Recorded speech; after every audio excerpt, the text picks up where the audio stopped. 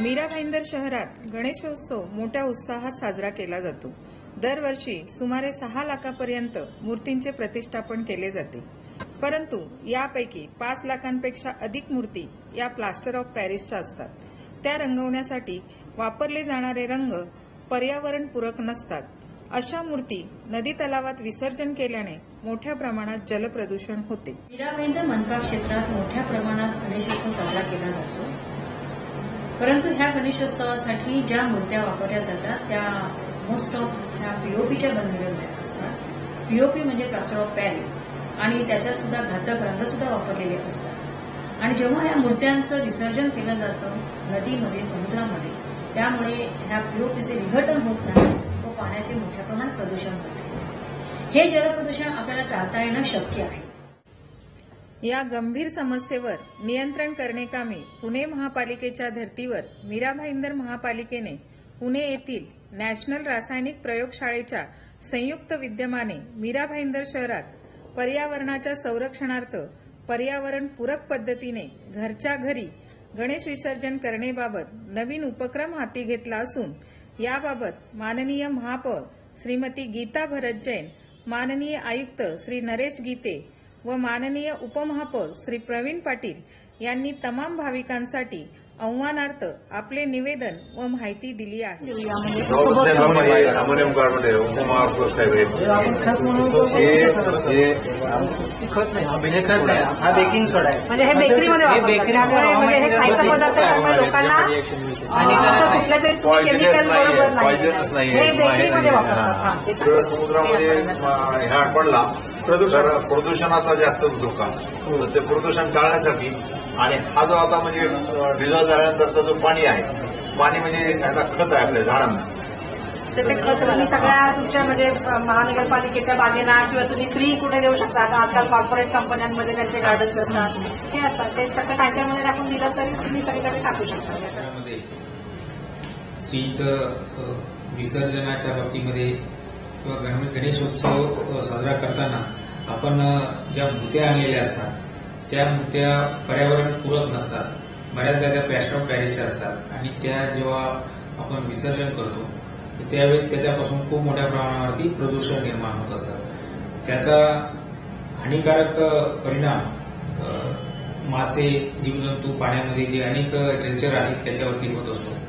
तर मूर्ती साधारणतः त्या मूर्तीच्या वजना एवढा जर अमोनियम बायकार्बोनेट टाकलं पावडर पाण्यामध्ये आणि ती मूर्ती टब, बादली किंवा पिंप कशामध्ये जर विसर्जन केलं तर 48 तासामध्ये त्याचे विघटन होतं। यावर्षी महानगरपालिकेनं जे अमोनियम कार्बोनेट आहे ते फ्रीमध्ये लोकांना देण्यासाठी आम्ही उपलब्ध करून देणार आहोत।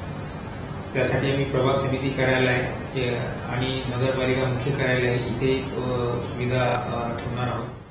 गणपतीची जी मूर्ती आहे ती मूर्ती आपण गणेश पूजन केल्यानंतर 1.5 दिवसांनी, 5 दिवसांनी, 12 दिवसांनी त्याचं विसर्जन केलं जातं।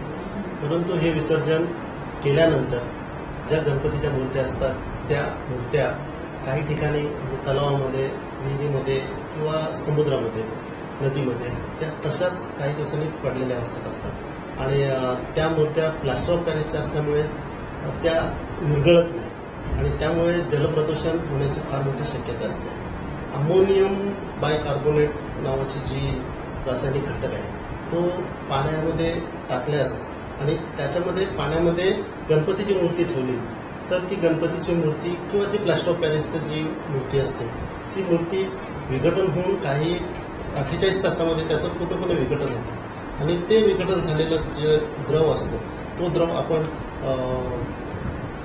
एक खत म्हणून तो वापरला जातो आणि ते खत आपण आपल्या झाडांना वापरू शकतो।